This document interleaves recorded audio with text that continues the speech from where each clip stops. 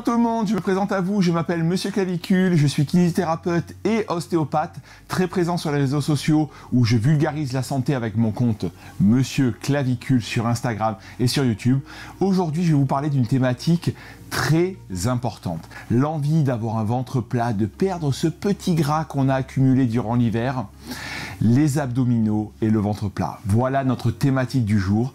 Et avant de la commencer, il faut comprendre déjà la biomécanique des abdominaux. À quoi servent les abdominaux et comprendre leur rôle. Déjà, ils sont au nombre de 4.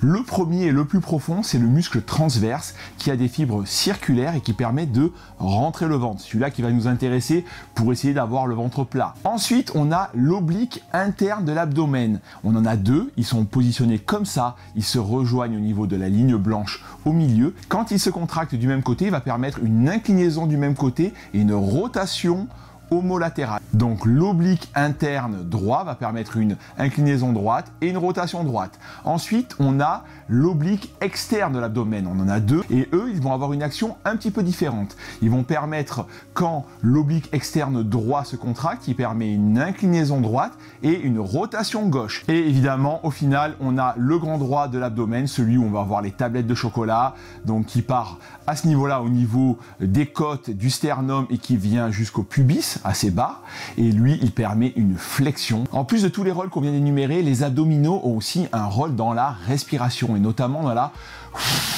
dans l'expiration forcée. Ils vont permettre de remonter l'abdomen et de créer une pression intrathoracique qui va permettre d'aider à vider les poumons, tout simplement. Mais ils ont aussi un rôle de transmission au niveau des forces partant des membres inférieurs vers les membres supérieurs. Au tennis, quand on va taper un coup droit, évidemment, il va y avoir un travail de stabilisation et de transmission des forces des jambes vers la raquette grâce aux abdominaux. Donc, ils sont vraiment essentiels. Mais pour aller plus loin dans cette vidéo, on va voir 5 fausses croyances ou idées reçues sur les abdos parce qu'il y en a plein. En 1, on ne peut pas cibler une perte de gras à un endroit précis du corps. Non, ça n'existe pas. Tout ça est très personnel, donc on ne peut pas faire de pronostic en se disant je vais faire 100 abdominaux tous les soirs et forcément je vais perdre au niveau du ventre. Non, ce sera l'échec garanti, donc déculpabilisez-vous par rapport à ça. Arrêtez de vous prendre la tête. Il faut faire du sport, on va voir les leviers qu'on peut avoir pour perdre. Deuxième point, au niveau des abdos, il n'y a pas un exercice d'abdominaux qui est meilleur que l'autre. Une fois de plus, on veut vous vendre un exercice miracle qui va permettre d'avoir une dépense énergétique plus forte qu'un autre exercice d'abdominaux. C'est faux. Scientifiquement, on a fait des études et on voit bien que les écarts, les différences de dépenses énergétiques entre différents exercices à ce niveau-là, elles sont minimes. Troisième point, pour perdre du poids, pour perdre du gras, il y a quand même des règles et ça passe par différents aspects. La base, c'est la balance énergétique. Il faut qu'il y ait plus de dépenses énergétiques que d'apport énergétique. L'apport énergétique se fait via l'alimentation et la dépense énergétique se fait par le sport, par les activités quotidiennes à intensité faible à modérée. Ça veut dire monter les escaliers, aller chercher son pain en marchant, faire une petite randonnée. Mais c'est comme ça que ça marche. Il faut être en déficit calorique. C'est la base. Ensuite, à côté de cette balance énergétique, il y a d'autres points qui sont importants comme le sommeil. On sait que ça va être très impactant dans une perte de poids. Donc, soignez votre sommeil. Pensez à bien dormir, à vous coucher à des heures fixes et à vous réveiller à des heures fixes. Quatrième point, la diabolisation des crunchs. Depuis des années, il y a de nombreux courants qui diabolisent les crunchs. Attention les crunchs, vous allez vous faire mal au périnée, vous allez vous abîmer le dos.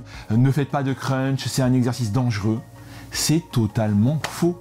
C'est totalement faux. Les crunchs ne sont pas plus dangereux qu'un autre exercice à partir du moment où on respecte certaines règles. Pour vous dire, tout simplement, les crunchs ne sont pas plus impactants, dangereux que de marcher à 5 km/h. Plus hyperpressif, par exemple, que se mettre debout, que porter une charge légère, que de monter les escaliers, de se relever de la position allongée. Ce qu'il faut faire par contre, c'est bien travailler sur la synergie transverse périnée. C'est-à-dire quand on fait des crunchs bien engagés son transverse, donc bien aspirer le nombril, c'est très important. Là-dessus qu'il faut vraiment soigner l'exercice et avoir un périnée assez fort.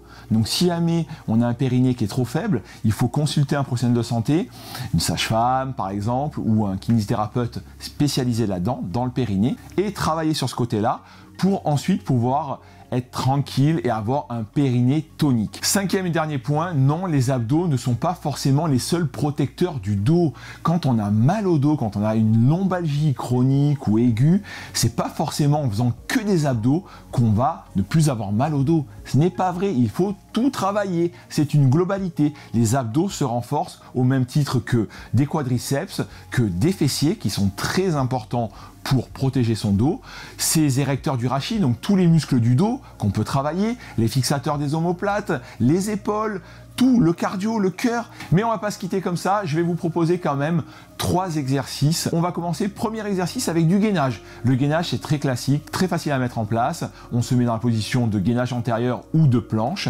Non, on peut le faire un peu plus ciblé, le gainage, c'est-à-dire bien aspirer le nombril, donc contracter son transverse, contracter son périnée, essayer de serrer au niveau de son périnée, comme si vous vouliez vous retenir de faire pipi, par exemple, et également de bien rentrer les coudes et de les rapprocher comme si on voulait les ramener vers son ventre. Ça va bien chauffer, vous allez vraiment le sentir. Donc ça, c'est un exercice qu'on peut faire entre 15 et 20 secondes et le faire par exemple 10 fois, ça peut être très intéressant. Et ensuite, progressivement passer sur des gainages dynamiques, passer sur des mountain climbers ou des exercices de tape-épaule. C'est des exercices qui vont être un peu plus dans le mouvement, qui sont aussi intéressants.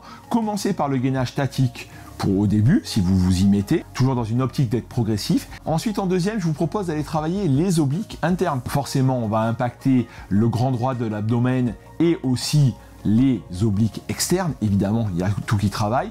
On pense à rentrer son ventre pour contracter son transverse. Et là, il y a tout qui bosse. Pareil, vous pouvez le faire 10 fois de chaque côté pour commencer et faire comme ça 3 séries de 10 répétitions. Et en dernier exercice, troisième exercice, un exercice un peu plus original parce qu'on peut quand même réfléchir à d'autres exercices avec les abdominaux.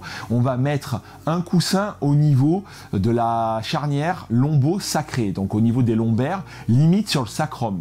Ça va faire travailler un petit peu notre équilibre. Donc on va avoir une composante un peu proprioceptive qui va être très intéressante. Et là, comme ça, on va faire travailler les abdominaux avec les fléchisseurs des hanches. Donc on va partir les pieds en l'air et doucement on va faire descendre une jambe comme ça le plus bas possible, tout en aspirant son nombril et en contractant bien son périnée. Pensez ne pas lâcher là-dessus, ça augmentera vraiment le travail au niveau des abdominaux. Et on peut même le travailler avec les adducteurs en ouvrant la jambe et en écartant comme ça. Et là, il va y avoir une grosse composante de stabilisation du bassin au niveau des abdominaux. Ils vont vraiment bosser dans cette composante-là. Et donc, c'est un type d'exercice différent. Voilà, à vous de travailler maintenant vos abdominaux, de vous déculpabiliser, parce que c'est pas forcément grâce à ça que vous aurez un ventre plat. Pensez aux 5 points qu'on a vus juste avant. Merci d'avoir regardé cette vidéo, j'espère qu'elle vous aura plu. Rendez-vous sur le site Conseil Sport de Decathlon pour d'autres conseils sport santé. Et je vous dis à très vite, bougez, faites du sport et prenez soin de vous. À bientôt, bye bye.